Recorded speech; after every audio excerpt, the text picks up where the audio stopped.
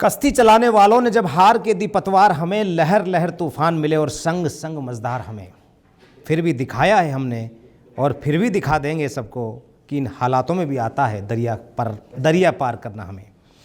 कुछ इसी शायरी के साथ राजस्थान की उप मुख्यमंत्री और वित्त मंत्री दिया कुमारी ने आज राजस्थान का बजट विधानसभा के पटल पर प्रस्तुत किया है। केसरिया रंग का बैग लेकर के पहुंचे और काफ़ी कुछ पिटारा भी।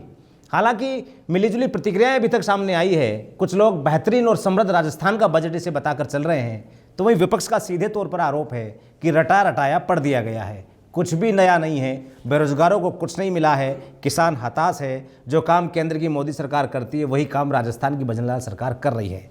आरोप प्रत्यारोप का दौर शुरू हो चुका है, लेकिन बजट में क्या कुछ खास रहा, इस पर चर्चा के लिए हम मौजूद हैं जो बीजेपी के प्रवक्ता हैं, साथ ही कांग्रेस के भरत मेघवाल साहब मेरे साथ मौजूद हैं जो कांग्रेस के प्रवक्ता हैं। और दोनों मेहमानों को आपका द न्यूज़ कैनवास पर स्वागत है सर। और सबसे बड़ी बात, वीरेंद्र शर्मा जी, सबसे पहले आप ही के पास आऊँगा। शुभ सूचनाएं और तमाम चीज़ें, यानी कि राजस्थान का आर्थिक विकास का रोडमैप क्या होगा, किस तरीके से राजस्थान विकास की पटरी पर दौड़ेगा। दिया कुमारी जी बड़े आज शायरी के जज्बे के साथ में पहुंची और सीधे तौर पर हमला विपक्ष के ऊपर भी था और यह भी कहना था कि समृद्ध राजस्थान बना के रहेंगे। आपने जो दिया था ऐसा कुछ नहीं दिया, अब हम किस तरीके से इसको आगे लेकर के जाएंगे, रोडमैप हमारा रहेगा, क्या कुछ कहेंगे सर? जी, निश्चित रूप से ऐतिहासिक दिन राजस्थान के लिए, राजस्थान के नवनिर्माण के लिए, आकांक्षाओं का निर्माण करने के लिए और विभिन्न परिवारों के सपनों को साकार करने के लिए आज का बजट है। इतना कुछ दिया है कि उम्मीद भी नहीं थी आम जनता को कि हर क्षेत्र को इतना मिलेगा, हर परिवार को इतना मिलेगा, हर व्यक्ति को कुछ ना कुछ अवश्य मिलेगा। और वह सब कुछ आज दिया कुमारी जी ने, माननीय भजनलाल जी ने राजस्थान की जनता को दिया है। जो आशीर्वाद राजस्थान की जनता ने भारतीय जनता पार्टी को दिया था, उसी अनुरूप आज भारतीय जनता पार्टी की सरकार ने राजस्थान की जनता को भी विकसित राजस्थान बनाने के लिए, समृद्ध और सशक्त राजस्थान बनाने के लिए बहुत कुछ दिया है। आप देखिए, राज ममता योजना हो या फिर नई जल नीति हो या नई एआई पॉलिसी हो या नई आईटी नीति हो या फिर विभिन्न संभागों मुख्यालयों को सिग्नल फ्री करने की योजना हो या फिर शेखावाटी के लिए, यमुना जल के लिए 32,000 करोड़ की योजना हो या फिर आप देख लीजिए आईटी सेक्टर में और स्टार्टअप के लिए फंडिंग की व्यवस्था हो या फिर आप देखेंगे रोजगार क्षेत्र में तो नए रोजगारों के लिए क्या क्या योजनाएं वो लेके आए वो भी उन्होंने बताया है। और किस प्रकार 41% से अधिक का बजट, पिछले बजट से 41% से अधिक का बजट इस बार का बजट दिया है। और जिस प्रकार हमने लक्ष्य जो तय किया था कि 2030 में राजस्थान को 30 लाख करोड़ की इकोनॉमी बनाएंगे, उसका पूरा एक रोड मैप इस बजट के माध्यम से दिया कुमारी जी ने आज दे दिया। डोटासरा जी की बात को गंभीरता से ले लिया है आपने। यमुना जल मांग रहे थे काफी दिनों से वो। देखिए, जिस दिन भारतीय जनता पार्टी की सरकार बनी थी, पहला लक्ष्य यही था कि राजस्थान की प्रमुख समस्या क्या है। उसमें प्रमुख समस्या दो ही थी। पहली थी पानी की समस्या और दूसरी थी बिजली की समस्या। पानी की समस्या दूर करने के लिए यमुना जल समझौता हो या राम जल सेतु लिंक परियोजना हो, दावास परियोजना हो, सभी पर कार्य प्रारंभ हो चुके हैं और उसी अनुरूप आज बजट का प्रावधान भी कर दिया गया है। और बिजली में राजस्थान सरप्लस स्टेट बनने की ओर अग्रसर है। 22 जिलों को में हम कृषि हेतु दिन में बिजली दे रहे हैं। तो निश्चित रूप से जो हम जनता से वादे करके आए हैं उन्हें पूर्ण भी किया है, परिणाम भी दिखाया है। और जो बजट में नया रोड मैप दिया है वह विकसित राजस्थान की ओर आगे बढ़ने का एक नया रोड मैप है। लेकिन भरत मेघवाल जी की बेचैनी बढ़ रही है। भरत जी, कुल मिलाकर के वीरेंद्र जी का आज तेवर और तेज दोनों बयां हो रहे हैं और विधानसभा में जिस तरीके से शायरियाँ शुरू हुई थी उसके बाद बजट पेश हुआ, जो आज इनका जो आवाज़ में रौद्र रूप आ रहा है, ये विकसित राजस्थान का एक प्रकार से जोश कहा जा सकता है। समृद्ध राजस्थान की बात कर रहे हैं, किस तरीके से देख पा रहे हैं बजट को? देखिए, समृद्ध राजस्थान को पूरा करने के लिए ये भी ज़रूरी होता है कि जो आप विधानसभा के पटल पर बातें रखते हैं उनका धरातल पर एग्जीक्यूशन भी होना चाहिए। और माननीय अध्यक्ष जी ने सही बात की कि रटी रटाई चीज़ें थी। अगर आप लास्ट ईयर के बजट कॉपी को देखेंगे तो ये तमाम चीज़ें जो आज माननीय वित्त मंत्री जी ने कही हैं वो चीज़ें दोहराई गई हैं। 500 पिंक टॉयलेट की बात की गई थी, कितने पिंक टॉयलेट बने? आपने नगर निगम के अंदर 50,000 लाइटों की बात की गई थी, आज आपने 7 लाख का बजट दे दिया। आपने युवाओं के लिए स्टार्टअप योजनाओं की बात की थी, आज फिर आपने स्टार्टअप योजनाओं के बारे में बात कर दिया। आपने जयपुर में बायोवेस्ट केमिकल जो था, बायोवेस्ट का था स्टार्टअप लगने के बारे में, उसको आपने लास्ट ईयर भी कहा। आप बताएं उसमें कितना बन गया प्रोजेक्ट? आपने कहा जल जीवन मिशन में 2 लाख हम योजना घर घर वो देंगे, नल कनेक्शन देंगे, लास्ट ईयर कहा था आपने। इस साल आप कितना कर पाए वो आप नहीं बता पाए। जीरो एक्सीडेंट जोन में आपने जयपुर आगरा, जयपुर कोटा जैसे कुछ हाईवे थे उसके ऊपर आपने बात कही थी, वो आप बना नहीं पाए। पर्यटन योजना के अंदर आपने कहा था कि हम गोविंद देव जी मंदिर में 50 करोड़ से ज़्यादा का पर्यटन योजना के अंदर काम कराएंगे, वो आप नहीं करा पाए। तो देखिए कहीं ना कहीं जो चीज़ें लास्ट ईयर आपने कही थी उनकी पुनरावृत्ति करने का काम किया गया। अभी आप ये देखिए कि इन्होंने टैबलेट योजना के बारे में कहा, इनकी टैबलेट योजना जो लास्ट ईयर इन्होंने कही थी वो तक अभी इन्होंने दी नहीं है टैबलेट। 800 करोड़ रुपए अभी भी आरजीएचएस का बकाया है। जो पेंशनर्स हैं उन पेंशनर्स को अभी भी जो दवा लेने वो दुकान पे जाते तो उनको दवा नहीं मिलती है। सामाजिक सुरक्षा पेंशन में 4 महीने से लोगों को 1150 रुपये की पेंशन नहीं मिल रही है। SC/ST एट्रोसिटी एक्ट के अंदर FIR दर्ज होने के 6 दिन के अंदर पैसा मिल जाना चाहिए, जुलाई से वो पैसा नहीं मिल रहा है। JK लोन अस्पताल में IPD टावर की बात करते हैं, इनसे ही पूछिए SMS हॉस्पिटल के पास जो IPD टावर बनना था उस IPD टावर की स्थिति आज क्या है। मनरेगा के अंदर जो अभी VG जी राम जी के नाम से अब मनरेगा का कर दिया, उसका क्या प्रावधान किया गया। ERCP योजना के बारे में बार बार उसको राष्ट्रीय परियोजना घोषित करने के लिए हम कह रहे थे, उसके बारे में क्या हुआ। राजस्थान वित्तीय भार से दबा जा रहा है। 2023-24 और 2024-25 के अंदर रिजर्व बैंक की जो एक लिमिट होती है उस लिमिट से 210 बार ज़्यादा हमने कर्जा ले लिया। और ये CAG की रिपोर्ट है कि जो कर्जा लिया जा रहा है उसमें से 50% ज़्यादा जो अमाउंट है वो हम नियमित जो खर्चे उन खर्चों में उपयोग कर रहे हैं। मेरे मित्र अभी भूल गए हैं कि जब राजस्थान में कांग्रेस की सरकार थी तब राजस्थान पंजाब के बाद दूसरा ऐसा प्रदेश था जो सबसे अधिक घाटे में था या जिसके ऊपर सबसे ज़्यादा कर्ज था। लेकिन भारतीय जनता पार्टी की सरकार आने के बाद 2 साल के अंदर ही 8,000 करोड़ का घाटा कम किया है। और किसके बावजूद कम किया? जब हमने पेट्रोल डीजल पर वेट कम कर दिया। किसके बावजूद कम कर दिया? जब हमने 1 लाख से अधिक परिवारों को PM आवास योजना दी। किसके बाद कम कर दिया? जब हम किसानों को किसान सम्मान निधि के तहत 1.5 गुना अधिक किसान सम्मान निधि दे रहे हैं। भैया वही कर्मचारी हैं, वही अधिकारी हैं, और उसके बाद भी कैसे 2 साल में करके दिखा दिया। और यही नहीं, मैं ये नहीं कहता जो डाटा की बात कर रहे थे, इन्हें बताना चाहता हूं हमारे मुख्यमंत्री ने ही विधानसभा के अंदर पहला कोई मुख्यमंत्री जिसने चैलेंज दिया हो विपक्ष के नेता का कि 2 साल का हमारा कार्य और 5 साल के आपके कार्य तुलना कर लीजिए, बहस कर लीजिए। इनका एक भी नेता सामने आया नहीं, इनका एक भी नेता बहस के लिए सामने आया। मुख्यमंत्री तो एक वीडियो वायरल करते हैं, जोधपुर में जाते हैं, एक वृद्ध उनसे बोलता है कि सामाजिक पेंशन मुझे नहीं मिल रही है। 35% की सामाजिक पेंशन की राशि बढ़ाकर दी है। CAG रिपोर्ट देख लीजिए, राजस्थान का कोई भी आंकड़ा देख लीजिए, सामाजिक पेंशन में 35% की अधिक वृद्धि करके दी है। विपक्ष तो यहां तक बोलता है हमारे ऊपर आरोप पेपर आउट के, इनके यहां तो OMR आउट हो रही है। भैया वो सब विपक्ष की देन है, विपक्ष के समय हुई थी। और विपक्ष के नेता ही क्या बोल रहे हैं? भजनलाल जी बहुत अच्छे व्यक्ति हैं और कृतित्व भी देखिए। हमने किसी भी विधानसभा के साथ दुबात नहीं किया। हर विधानसभा में 3 करोड़ रुपए की रोडों की स्वीकृति दी है, चाहे वो कांग्रेस की हो चाहे भारतीय जनता पार्टी को, कोई दुबात नहीं। सबके लिए विकास होगा। हम कहते हैं सबका साथ सबका विकास, और उसी अनुरूप कार्य भी कर रहे हैं, आगे भी करेंगे। और मुझे ये लगता है इस बजट के माध्यम से मेरे कांग्रेस मित्र भरत भाई बहुत अच्छे विद्वान व्यक्ति हैं, उन्हें भी पता है कि इस बार का जो बजट आया वो हर राजस्थानी के लिए, हर कांग्रेस के लिए भी है, भारतीय जनता पार्टी के लिए। हम पार्टी हम बाद में है, पहले राजस्थानी है, और उसी अनुरूप हमने बजट दिया है। लेकिन भरत जी तो सीधे तौर पर, भरत जी का तो सीधा आरोप ये है तो भूमिका जैसे देखिए भरत जी कैसे बोल रहे हैं।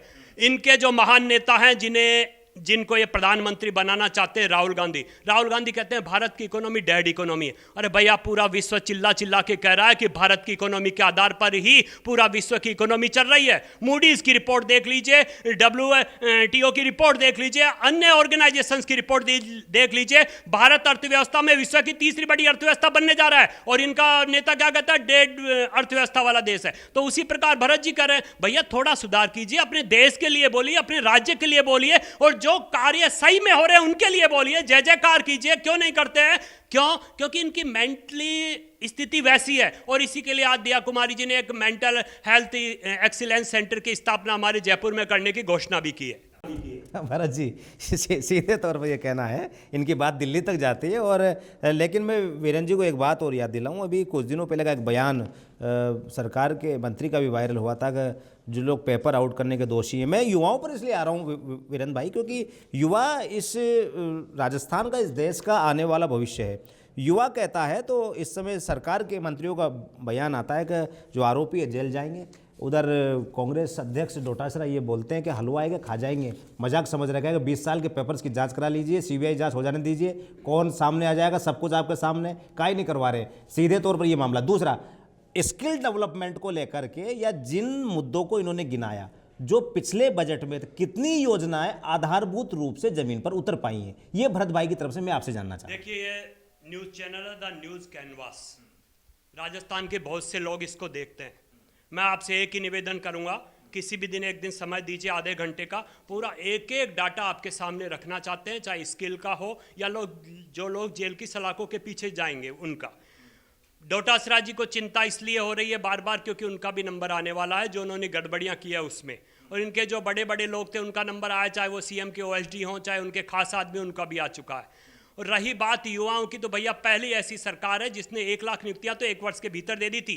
1,55,000 से अधिक प्रक्रियाधीन है और 1 लाख के भर्ती कैलेंडर निकाल दिए और 2 लाख से अधिक प्राइवेट सेक्टर में जॉब दिए हैं। कैसे दिए? पहली ऐसी सरकार जिसने 35 लाख करोड़ के राइजिंग राजस्थान के तहत एमओयू किए प्रथम वर्ष में ही, और पहली ऐसी सरकार जिसने 8 लाख करोड़ के धरातल पर एमओयू लाकर भी दिखा दिए हैं। और यही नहीं, जब राजस्थान में प्रवासी राजस्थानी आए थे तो उन्होंने क्या कहा था?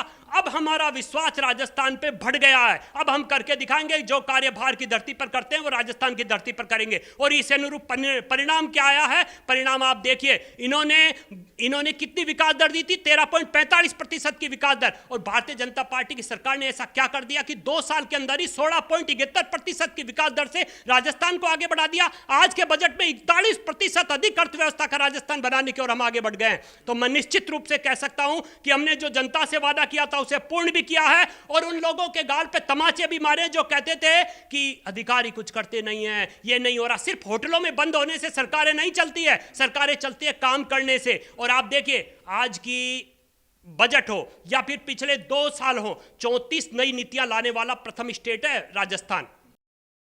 भरत भाई से जवाब लेते हैं। भरत भाई, सीधे तौर पर आरोप है समृद्ध राजस्थान देख नहीं पा रहे, जितने एमओयूज राजस्थान के डेवलपमेंट के लिहाज से हुए उसके ऊपर आपका सिर्फ रवैया विपक्ष वाला है। आप राजनीति पहले करते हैं, राजस्थान के विकास की बात पहले करते हैं। सीधे देश की जिम्मेदारी होती है कि वो सत्ता को अपना आईना दिखाए।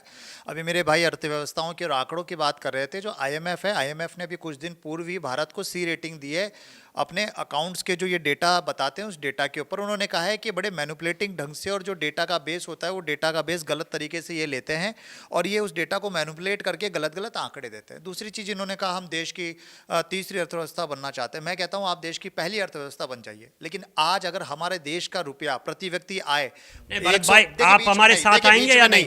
प्रथम अर्थव्यवस्था बनाने में साथ आएंगे? बीच में नहीं, बिल्कुल बीच में नहीं। एक बार बोलने दीजिए। हम चाहे देश की प्रथम अर्थव्यवस्था बन जाए, लेकिन अगर मेरे देश के व्यक्ति की प्रति व्यक्ति आय 190 देशों में से 140वें स्थान पर हो तो हमें ऐसी अर्थव्यवस्था की जरूरत नहीं है। अगर मेरे देश की प्रति व्यक्ति कर्जा का लगातार बढ़ता जाए तो हमें ऐसे अर्थव्यवस्था की जरूरत नहीं है। इन्होंने कहा 35 लाख का एमएयू, मैं आपको बिल्कुल ऑन रिकॉर्ड दिखा दूंगा कि ऐसे लोगों ने एमएयू कर दिए जो ऑलरेडी पहले से काम कर रहे थे। छोटे छोटे जो लोग थे उन्होंने एसएसओ पे जाके अपने नंबर दे दिए और नंबर डलवाकर उन्होंने उस एमओयू में हिस्सा ले लिया, जबकि राजस्थान को इसमें कुछ नहीं मिला है। 8 लाख जो ये एमओयू बता रहे हैं उनमें से अधिकांश तो ऐसे लोग थे जिनको इन्होंने सिंगल विंडो के नाम पर कहा था कि आपको जल्दी से हम काम करके दे देंगे। वो काम इनका अभी तक हुआ नहीं। 65 करोड़ का झोटवाड़ा खातीपुरा का एलिवेटेड रोड का काम था जो निरस्त हो गया। 1800 करोड़ के जो 6 प्रोजेक्ट थे वो रद्द हो गए। नहीं, इनके पीछे टेक्निकल कारण थे या बजट की कमी थी? क्या कारण क्या रहा? ऐसी थी जो फेसिबल ही नहीं थी। आप ये देखिए कि वित्त मंत्री जी ने, माननीय मुख्यमंत्री जी ने विधानसभा में उसकी घोषणा कर दी। बाद में अधिकारियों ने ये कहा कि साहब ये तो फेसिबल ही नहीं है, आपने घोषणा कर कैसे दी? ऐसी तो 18 योजनाएं थी। आज इन्होंने कहा कि हम 3000 करोड़ का हम उसमें योगदान देंगे। साहब 3467 ग्राम पंचायतों में, इनसे ये पूछिए कि 3000 करोड़ तो केंद्र सरकार लैप्स करने जा रहा है अगर आपने 31 मार्च तक चुनाव ही नहीं कराए। अगर आपके चुनाव नहीं होते तो जो बजट मिलने वाला है 3000 करोड़ का, वो 3000 करोड़ मिलेगा नहीं। इन्होंने कहा पीएम आवास योजना। मैं आपको पीएम आवास योजना की स्थिति ये बता देता हूं कि पीएम आवास योजना उन लोगों को मिलती है जिसके पास नगर निगम का पट्टा है या जेडीए का पट्टा है। और नगर निगम में ऐसे कितने लोग हैं जिनको पीएम आवास योजना पिछले 2 साल में मिल गई हो? आप ये पूछकर रिकॉर्ड लेकर बता दीजिएगा। लोगों को पीएम आवास योजना में पैसा ही नहीं मिल रहा है क्योंकि ये पट्टे नहीं दे रहे हैं। एक आम नागरिक आज पेट्रोल और डीजल की मार से मर रहा है। आखिरी बार कब कम हुआ था। आज क्रूड ऑयल के दाम अंतर्राष्ट्रीय बाजार में कम हो चुके हैं, लेकिन उसके बावजूद भी प्रदेश की जो डबल इंजन की सरकार के वादे किए गए थे वो वादे नहीं हुए। और अशोक गहलोत की बराबरी ये कहाँ करेंगे? आज भी एक गरीब आदमी के हाथ में वो अन्नपूर्णा योजना का राशन है, और आप कहते हैं साहब हम अर्थव्यवस्था बढ़ती जा रही है, अर्थव्यवस्था बढ़ती जा रही है। जिस देश में 140 करोड़ लोगों में से 80 करोड़ लोग 5 किलो राशन पर आज भी निर्भर करते हो, तो आप उस देश की अर्थव्यवस्था को तीसरी, दूसरी, पहली पर ले आइए ना। लेकिन 85% लोगों की संपत्ति पर तो 15% लोगों का अधिकार है। आप किस तरह से बात करें? आज खेजड़ी के बचाव के लिए राजस्थान का व्यक्ति बैठा हुआ है, आप सोलर के अंदर इन्वेस्ट करने की बात कर रहे हैं, लेकिन लोगों की खेजड़ी और जमीनों को नीलाम करने की बात कर रहे हैं। आप जो कई बार की योजनाएं थी, उन योजनाओं में आप कितनी योजनाओं, उसके लिए तो ट्री प्रोटेक्शन एक्ट लाने की बात कर रहे हैं ना। कब आएगा? 100 रुपए का चालान करके आएगा? सवाल इसी बात का है ना कि बजट में घोषणाएं बड़ी बड़ी कर दीजिए, आप सपने बड़े बड़े दिखा दीजिए। अरावली का क्या हुआ? अरावली का बता दीजिए। 130 करोड़ रुपए सैंक्शन किए इन्होंने। बजट तो मैं कहता हूं कि मैं तो मेरे घर में 1 लाख हर महीने लगाऊंगा, और अगले इस महीने जाके कह देता हूं साहब मेरे पास तो पैसा ही नहीं है। नहीं, ये भी कहा ना 10 करोड़ पौधे भी लगाएंगे। पौधे तो अभी लगाए थे ना नगर निगम ने। एक पेड़ माँ के नाम। कहाँ गए भाई? पेड़ गए कहाँ? मैं आपसे ये कहता हूं, अगर कोई सड़क बनती है, वो सड़क 5 साल के लिए डिफेक्ट लायबिलिटी पीरियड होता है। आप हर साल सड़क के लिए पैसा ले आते हैं, आप हर साल इंटरलॉकिंग टाइलों के लिए पैसा ले आते हैं। तो 1 साल पहले जो सड़क बनी थी उसको क्या दोबारा खोद कर बनाएंगे आप? आपने गए साल 1 करोड़ पौधे लगाए नगर निगम जेडीए के द्वारा, और उन पेड़ों में आपने धांधलियां करी। 50 रुपए के पौधे को आपने 350 रुपए में बेचा। वो पौधे कहाँ गए? 1 लाख करोड़। सरकार का कहना है वन भूमि की क्षतिपूर्ति के लिए 1000 करोड़ रुपए का लैंड बैंक बनाया जाएगा। 130 करोड़ का प्रावधान अरावली संरक्षण के लिए किया गया है। 10 करोड़ पौधे लगाए जाएंगे। 4000 हेक्टेयर इलाके में पक्की दीवार, जल संरचनाएं और बीजारोपण किया जाएगा ताकि अरावली हरी भरी हो सके। भूपेंद्र यादव जी ने अलवर में खनन को बढ़ाने का काम किया, जमीन को कब्जाने का काम किया। माननीय सुप्रीम कोर्ट ने फटकार लगाई, तब जाके वहां होटल्स रुके। अरावली में आपने देखा कि सुप्रीम कोर्ट को इंटरवेन करना पड़ा। कोटा के अंदर इन्होंने पूरे पेड़ों को इन्होंने जला दिया। क्यों? बिजली के पावर प्लांट को लाने के लिए। सूर्यनगर तारों की कूट, जहां से इनकी मेयर आती थी सौम्या गुर्जर जी, वहीं के जो पर्यावरण प्रेमी थे, आपने देखा कितने टाइम तक उन्होंने संघर्ष किया, लेकिन सरकार ने सुध नहीं ली। मैं आपको फिर वही बात कह रहा हूं कि विधानसभा में कागज के अंदर विंडो ड्रेसिंग करना बड़ा आसान है। आप बड़ी बड़ी घोषणाएं कर सकते हैं, बड़ी बड़ी बातें कर सकते हैं, लेकिन उनको धरातल पर उतारिए। आंगनबाड़ी, महिला बाल विकास मंत्री हैं खुद दिया कुमारी जी, आप कच्ची बस्तियों में जाकर आंगनबाड़ी की स्थिति देखिएगा। हम जिस स्टूडियो में बैठे ना, ऐसे स्टूडियो में 4 आंगनबाड़ी चल सकती है, महीने के 700 रुपए का किराया मिलता है। किस तरीके से काम करवाएंगे आप? कच्ची बस्तियों के पट्टे की बात आपने नहीं की, कच्ची बस्ती में रहने वाले लोगों के आमजन की बात आपने नहीं की। तो आप कह रहे हैं कि हम विकसित राजस्थान बनाएंगे। इस राजस्थान में रहने वाला आम आदमी विकसित नहीं हो पाएगा। तो आलोचनाओं का बजट है क्या? सिर्फ आलोचनाओं का है बजट? पर जो आपको 2 साल मिले, आपने कहा हम 1000 इलेक्ट्रिक बसेस चलाएंगे। आप बताइए जयपुर में कितनी बसेस चल रही है? आपने कहा हम एलिवेटेड रोड बनाएंगे। आप बताइए जयपुर में कितनी एलिवेटेड रोड बनी? विद्यानगर में इन्होंने कहा कि हम पार्क को विकसित करेंगे, विद्यानगर के पार्क को। क्या वो पार्क विकसित हो गया? आपने कहा विद्यानगर में मेट्रो का फेज लेके आएंगे। क्या वो मेट्रो का फेज आ गया? आपने कहा कि जयपुर के अंदर हम जो नगर निगम है, नगर निगम में जो हुपर है, वो हुपर की व्यवस्थाएं सुदृढ़ करेंगे। क्या एक भी हुपर हमारे पास आ गया? 2 साल में आपने जो घोषणाएं की उनको धरातल पर नहीं उतार पाए। तो आप ये बताइए कि जो तीसरा बजट है उसके ऊपर हम किस तरीके से विश्वास करें? जवाब लेते हैं वीरेंद्र जी। सबसे पहली बात पहली बात तो इनकी एक बात थी कि विधानसभा में फ्रेमिंग करना बहुत अलग बात होती है, जमीन पर उतारना अलग बात है। ये इनका कहना है, इस पर मैं जवाब लूंगा आपसे। दूसरा मेरे व्यक्तिगत 2 सवाल है। तो बीजेपी शासित राज्यों में जो पड़ोसी राज्य हैं जहाँ बीजेपी की सरकारें हैं, खासतौर पर हरियाणा आप जा सकते हैं, या इधर गुजरात भी आप जा सकते हैं, एमपी भी आप जा सकते हैं, जहाँ पर बीजेपी शासित राज्य, वहाँ पर पेट्रोल की जो कीमतें राजस्थान से कम है। हरियाणा का भी अगर मैं जिक्र करूँ तो। दूसरा अरावली का मुद्दा, ये सारे जवाब मैं आपसे एक साथ लूँगा। अरावली का जो मुद्दा है, 130 करोड़ रुपए का आपने प्रावधान दिया है, 10 करोड़ पौधे लगाए जाएंगे। क्या वाकई में ऐसा कठोर कानून आएगा जो राजस्थान की जो ये सरहदी दीवार है, जो राजस्थान को प्रोटेक्ट करती है? इतना हो हल्ला हुआ, प्रोटेक्ट अरावली, सारी चीज़ें, खनन माफियाओं को सरकार के होते हुए इतनी छूट मिल जाए कि अरावली की पहाड़ियाँ खा जाए, ये संभव कैसे है सर? इसके लिए कार्य योजना क्या होगी? क्योंकि राजस्थान में अरावली को बचाना बहुत जरूरी है। जी देखिए, निश्चित रूप से अरावली के ऊपर जो घाव हैं वो 50 वर्षों से है, उन्हें दूर करने में समय लगेगा। लेकिन विश्वास के साथ राजस्थान की जनता को आपके चैनल के माध्यम से बताना चाहूँगा कि आज के बजट में भी प्रावधान किया है अरावली सुरक्षा कवच, और जिसके लिए 4000 हेक्टेयर भूमि को विकसित करेंगे, पेड़ पौधे भी लगाएंगे, और अन्य जो भी संभव हो पाएगा, चाहे खनन पे रोक लगानी हो या अन्य, वह करके भी दिखाएंगे, क्योंकि 2 साल में भी क्या, आगे भी करेंगे। दूसरा विषय जो कह रहे थे प्रति व्यक्ति आय कि भैया जब आप शासन छोड़ के गए थे ना 1,68,000 ही प्रति व्यक्ति आय थी, 2,02,000 की प्रति व्यक्ति आय हो चुकी है। जो कह रहे थे घोषणाओं की ये वो, भैया राजस्थान पहला ऐसा स्टेट बनने जा रहा है जो AI डाटा सेंटर बनाने जा रहा है। कहाँ थे 5 साल के, और होटलों में बंद रहे, कुछ किया नहीं, और अब बड़ी बड़ी बातों के अलावा आलोचना के अलावा कुछ कर नहीं पा रहे। तीसरा विषय देखिए, हमने कहा पर्यटन के अंदर मेगा प्लान लेके आएंगे और उसी अनुरूप 5,000 करोड़ का अधिक का बजट टूरिज्म को दिया है मेगा प्लान के लिए। जैसलमेर में अल्ट्रा लग्जरी मेगा हब विकसित करेंगे और किस प्रकार राजस्थान को आगे बढ़ा रहे, पूरा रोड मैप इस बजट में दिया गया है, चाहे वह महिला के लिए, चाहे विद्यार्थियों के लिए हो, चाहे मेंस के लिए हो, सभी के लिए और सभी क्षेत्रों के लिए, चाहे उद्योगों के लिए, उद्योगों के काया पलट करने के लिए मेगा प्लांट के मेगा पार्क बनाने की इसमें बात कही गई है, चाहे एजुकेशन के सिस्टम के लिए हो, जो कई स्कूलों में जो प्रॉब्लम्स आ रही है, चाहे वो भवनों के लिए हो, चाहे अन्य, उनके लिए भी बजट में प्रावधान किया गया। किसानों को हर खेत को पानी, हर घर को पानी के लिए इसमें प्रावधान किया गया। सिर्फ आलोचना करने वाले आलोचना करते रह जाएंगे। हमारा अधिकार क्या, हमारा कर्तव्य क्या है, हर व्यक्ति के लिए कार्य करना, और वो हम करके दिखाएं। इस बजट में भी हमने वही प्रावधान किया है और पूरे के जो बजट दिए थे 2718 घोषणा थी, उसमें से 1500 से अधिक घोषणाएं पूर्ण कर चुके हैं।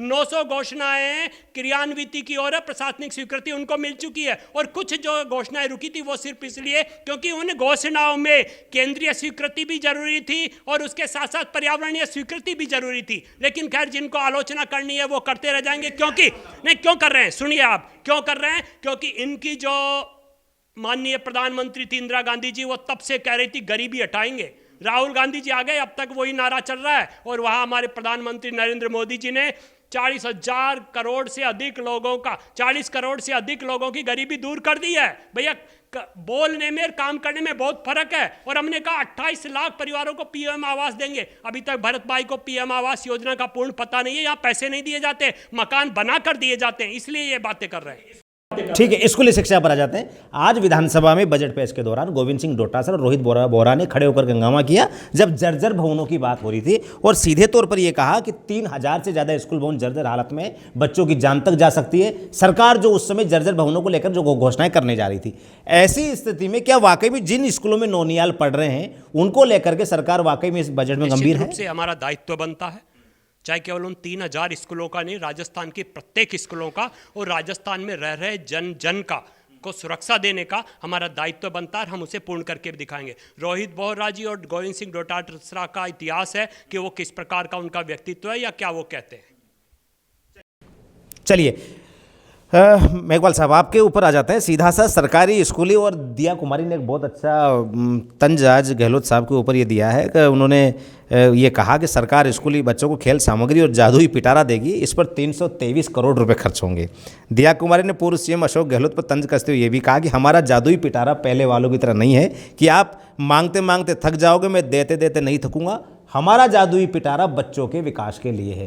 किस तरीके से देख पा रहे हैं। और सबसे बड़ी बात है कि इन्होंने तो ये बोल दिया है कि हमारा जो समृद्ध राजस्थान का सपना है वो कांग्रेस की आलोचनाओं से पीछे होने वाला नहीं है। हम जो सोच करके आए वो इन 5 सालों में करके जाएंगे। जी देखिए जिस तरीके से, और हाँ, एक आपने छोड़ा क्या था, दिया क्या था, राजस्थान में बचा क्या था विकास के नाम पर, उसका भी आरोप आप लोगों के ऊपर है। जी देखिए कुछ हद तक तो मैं दिया कुमारी जी की बात से सहमत हूँ, क्योंकि वो माननीय अशोक गहलोत जी की बराबरी कभी कर नहीं सकती। उनकी जादूगरी की जादू उनको आएगा भी नहीं।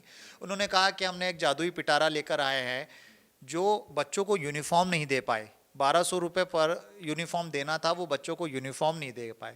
जो बच्चों को टैबलेट नहीं दे पाए। जो युवा खेल महोत्सव में एक एक खिलाड़ी लेकर युवा खेल महोत्सव करा रहे थे, वो क्या खेल कूद की चीज़ें देंगे। और इनका, इन्होंने सही कहा कि हमारा सपना था, ये सपना इनका सपना ही रहेगा। 2100 से भी ज़्यादा 2100 करोड़ के आसपास का पैसा चाहिए जर्जर भवनों की स्थिति को सही करने के लिए। ये 300 करोड़ का प्रावधान कर रहे हैं, उसमें से भी ना जाने भगवान ये पैसा देंगे या नहीं देंगे, ये भी इनका नहीं पता। आपने और दूसरी 2-3 चीज़ें हमें कही कि साहब हम छोड़ कर गए थे, लेकिन हम जब थे हमारी सरकार में अन्नपूर्णा योजनाएं थी, हमारी सरकार के अंदर आम नागरिक के लिए सहायताएं थी, हमारी सरकार के अंदर स्वास्थ्य सेवाएं बहुत अच्छी थी, हमारी सरकार के अंदर शिक्षा का महत्व था। इस सरकार के अंदर ऐसी कोई चीज़ें नहीं है। आज जिस चीज़ों की ये बात कर रहे हैं, इनका जो एक कहते हैं ना रोड मैप है, इनका रोड मैप सिर्फ रोड बनाने तक ही सीमित है, इसके आगे इनका रोड मैप नहीं है। इन्होंने कहा पीएम आवास योजना, बहुत पीएम आवास योजना को पढ़कर आइएगा, रियलाइजेशन भी होता है, एग्जिस्टिंग जगह के ऊपर मकान बनाने का भी प्रोग्राम होता है। नगर निगम के अंदर जाइएगा और पता करिएगा कि पीएम आवास योजना में कितनों लोगों को पीएम आवास योजना में काम मिल गया। आज भी गिग वर्कर्स की बात की जाती है। गिग वर्कर्स के लिए इन्होंने कहा था कि हम एक योजना बनाएंगे जिसमें सामाजिक सुरक्षा पेंशन, लास्ट ईयर कहा था इन्होंने, पूछिए कितने गिग वर्कर्स को इन्होंने उसमें शामिल कर लिया। गिग वर्कर्स को पैसा नहीं मिल रहा, बेचारे परेशान हो रहे हैं, उनके लिए कोई सिक्योरिटी नहीं है। जयपुर के अंदर ट्रैफिक की स्थिति आप जानते हैं किस तरीके से है। लास्ट ईयर इन्होंने कहा कि जयपुर, जोधपुर, कोटा, उदयपुर के अंदर हम 550 करोड़ का ट्रैफिक मैनेजमेंट सिस्टम लेकर आएंगे। कहाँ है वो ट्रैफिक मैनेजमेंट सिस्टम? आपसे ई रिक्शा संचालित नहीं हो पा रहे। जयपुर की स्थिति ठीक नहीं है। मैं तो सिर्फ जयपुर की बात कर रहा हूँ। अमृत 2.0 योजना में इन्होंने करोड़ों रुपए का बजट लेके कहा कि हम जयपुर के अंदर साफ पानी देंगे। कितने लोगों के पास साफ पानी आ रहा है? कहाँ है अमृत 2.0 योजना? ये तो पुरानी बातें हैं, नई बातें तो आप भूल जाइए सरकार। इन्होंने कहा पर्यटन के अंदर उदयपुर को इन्होंने कहा था, जयपुर को इन्होंने कहा था कि हम इसको विकसित करेंगे। विकसित करने का एक तो टेंडर बता दीजिए, एक तो काम बता दीजिए, एक नया प्रोजेक्ट जयपुर में चलता हुआ बता दीजिए कि साहब हमने इस तरह से किया। द्रव्यवती योजना के अंदर इन्होंने लास्ट ईयर कहा कि हम इस 10 करोड़ से ऊपर का इन्होंने बजट उसमें अलोकेट किया था कि हम 10 करोड़ का देंगे, और अब ये कह रहे हैं कि साहब वो फेजिबल नहीं है। उस पर अडानी अब एक है ना हाईवे लेके आ रहा है जो खातीपुरा से होते हुए 80 करोड़। ये लेकिन कांग्रेस अडानी पर क्यों आ जाती है? कांग्रेस अडानी पर मेरे ये समझ में नहीं आता। हम ये कह रहे हैं कि द्रव्यवती योजना पे जो आप पहले लेकर आए थे प्रोजेक्ट, उस प्रोजेक्ट को फेल करके आप वापस से एक नया प्रोजेक्ट लेकर आ रहे हैं। ठीक है, तो जो चीजें आप जिलों का घोषणाएं कुछ कर हुआ रहे है? हैं, जो आप लोग गए थे जब कांग्रेस गवर्नमेंट थी उस समय जो बनाए गए थे नए जिले जो बनाए गए थे, क्या कुछ हुआ उसमें? नहीं, उस जिलों को तो ये मान खा रहे हैं साहब। परिसीमन को तो स्टे दे रखा है सरकार, हाई कोर्ट ने स्टे दे रखा है 3 से 4 जगहों पे। आज हम माइक्रो मैनेजमेंट की बात करते हैं, जिस माइक्रो मैनेजमेंट के लिए जरूरी है। आप ये देखिए 2011 की जनगणना के आधार पर तो ये चुनाव करा रहे हैं। आपने जिले जो बांटे वो, आपने जिस तरीके से जिले बांटे वो क्या चुनावी रणनीति का हिस्सा नहीं थे? चुनावी रणनीति का क्यों होगा? आप ये मानिए कि आज चोमू का व्यक्ति जयपुर कलेक्ट्री में आएगा तो उसे पूरे दिन भर का समय चाहिए। एक दहाड़ी मजदूर को अगर अपना कोई काम कलेक्ट्री करवाना होगा तो उसको चोमू से या कोटपुतली से यहाँ आना पड़ेगा। अगर उसको वहीं के वहीं जिला मिल जाता, मिनी मजिस्ट्रेट सेक्रेटरीट मिल जाता, वहीं पे कलेक्टर बैठते, वहीं एसडीएम बैठते, तो कितनी चीजें होती। लेकिन ये ऐसा नहीं सोच सकते। ये सिर्फ और सिर्फ लोगों में भ्रांतियां फैलाने का एक काम इनका करा हुआ है। आज भी 80 करोड़ के जो लोग हैं ये कह रहे हैं साहब हमने कर्जा मिटा दिया। अरे कर्जा मिटा दिया तो 80 करोड़ में से कितने लोगों को आपने गरीबी रेखा से बाहर कर दिया, कितने लोगों को बीपीएल से बाहर कर दिया, उसका आंकड़ा तो दे दीजिए। बातों से काम नहीं चलता। गरीब गरीब होता जा रहा है, अमीर अमीर होता जा रहा है। पेट्रोल डीजल पे आपने सवाल पूछा, ये जवाब नहीं दे पाए। और यहाँ प्रधानमंत्री जी आकर कह के गए थे कि पेट्रोल डीजल हम बराबर कर देंगे, और जो योजनाएं सरकार चला रखी है ना गहलोत सरकार, उस योजनाओं को जवाब ले लेते हैं जी। देखिए जी प्लीज। भरत भाई गलत वे में नहीं लें। हमारे राजस्थान में एक वर्ड आता है नकटा। वो किसके लिए कहा जाता है? जो खुद कुछ करता नहीं, दूसरे के ऊपर आरोप लगाता है।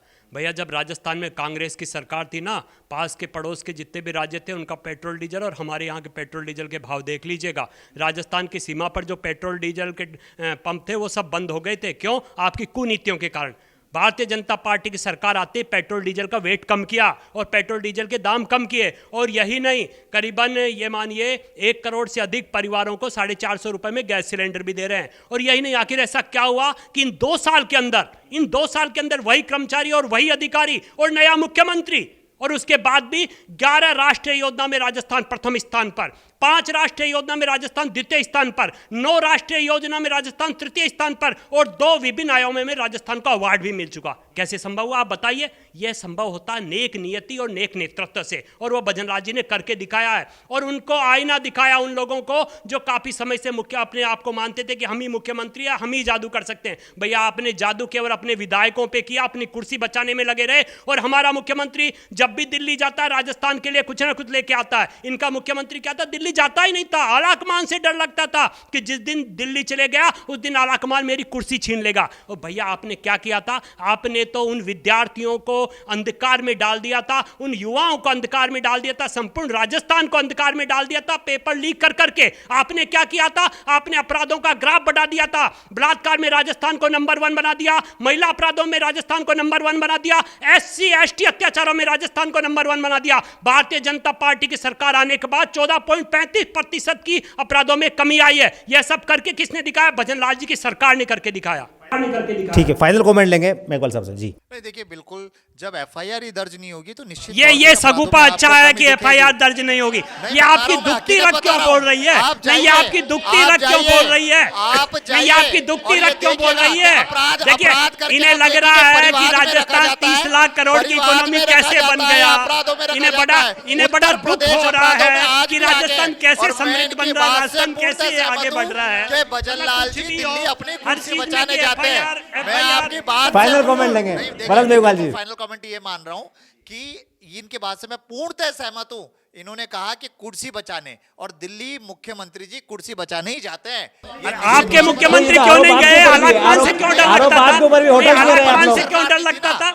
हम पर्ची सरकार नहीं थी ना। हाँ, होटल में बाहर निकले ही नहीं। जब बिल्ली आपका दूध चुराने आती है तो आपको उसकी रखवाली करनी है। अच्छा, उसमें भी बीजेपी थी? यार उसमें भी बीजेपी थी? ये सचिन पायलट से इतना डरे हुए थे, इनके नेताओं से ही डरे हुए थे। इन्हीं के नेताओं में सरकार को गिरा हुआ। सरकारें नहीं गिराई क्या? इन्होंने सरकारें नहीं गिराई? ये तो खुलेआम कहते हैं हम सरकारें गिराते हैं।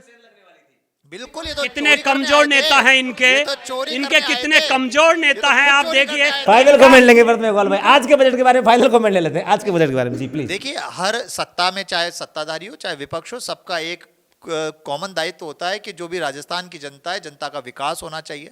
और मैं ये कहूँगा, बजट सिर्फ कागजों तक सीमित नहीं होना चाहिए, वो फेसिबल होना चाहिए, वो एग्जीक्यूट होना चाहिए, इम्प्लीमेंट होना चाहिए, और उसका आपको एक ट्रैक रिकॉर्ड रखना चाहिए। आपको बताना चाहिए था कि साहब हमने इतनी जो घोषणाएं की थी उनमें ये घोषणाएं हमने पूरी कर दी। इतनी 2717 में से 704 घोषणाएं पूरी हुई है, और जो 700 बाकी बची हुई घोषणाएं वो 26% तक ही क्रियान्वित हुई है। ये तो अखबारों की कटिंग तक में आया हुआ है। ठीक है वीरेन जी, कम बोझ अधिक भरोसा और तेज फैसला, इसी सिद्धांत पर हमारी डबल इंजन की सरकार काम कर रही है, यह कहना है राजस्थान की वित्त मंत्री और उप मुख्यमंत्री दिया कुमारी का। फाइनल कमेंट आपसे लेंगे, राजस्थान के विकास के पायदान का रोड मैप क्या रहेगा? देख, एक ही सपना है और एक ही लक्ष्य है। सपने के साथ साथ लक्ष्य भी है। राजस्थान को 2030 तक 30 लाख करोड़ की इकोनॉमी बनाएंगे, और वो बना के दिखाएंगे, क्योंकि हमने विकास दर बढ़ाई है। 13 पॉइंट कुछ प्रतिशत से लेकर 16.71% पर ले आए हैं, और 41% से अधिक की अर्थव्यवस्था वाला बजट दिया है। तो निश्चित रूप से जो सपना हर राजस्थानी को दिखाया उसे पूर्ण करेंगे। हर युवा के सपनों को साकार करेंगे। 1 लाख नौकरियां दे दी है, 1,55,000 प्रक्रिया दी है, 1 लाख नियुक्तियां दी आपने, नौकरी नहीं दी, नियुक्तियां दी अभी, नियुक्तियां दी है, नियुक्तियां 50 साल में नहीं कर पाई। अब भारतीय जनता पार्टी राजस्थान कांग्रेस 50 साल में जितना कर्ज नहीं लिया ना, उतना कर्ज तो आपने 5 साल में ले लिया। कांग्रेस ने जितना आरोपों का दौर बंद नहीं होगा, आरोपों का दौर बंद नहीं होगा। भारतीय जनता पार्टी और कांग्रेस के दोनों प्रवक्ता एक दूसरे पर हमलावर है। लेकिन लाल बंदेज साड़ी में जब राजस्थान की वित्त मंत्री दिया कुमारी विधानसभा में पहुंचती है और केसरे रंग का बैग उनके हाथ में होता है, तो सीधे तौर पर राजस्थान का रोडमैप होता है कि किस तरीके से ये मरुदरा विकास के पायदान पर आगे बढ़ेगी। हमने बीजेपी के प्रवक्ता की बात भी सुनी और कांग्रेस प्रवक्ताओं की भी। अपने अपने तर्क और अपनी अपनी राजनीति हो सकती है, लेकिन इन सबका मजूमन ये है कि राजस्थान के विकास का रोडमैप वाकई में ऐसा होना चाहिए कि वैश्विक, सिर्फ राष्ट्रीय स्तर पर ही नहीं, वैश्विक स्तर पर जो हम कहते फिरते हैं कि पधारो हमारे देश, तो वाकई में ऐसा ही होना चाहिए कि पधारो हमारे देश। न्यूज़ कैनवास पर बने रहिए आप। अभी तक के लिए इतना ही, नमस्कार।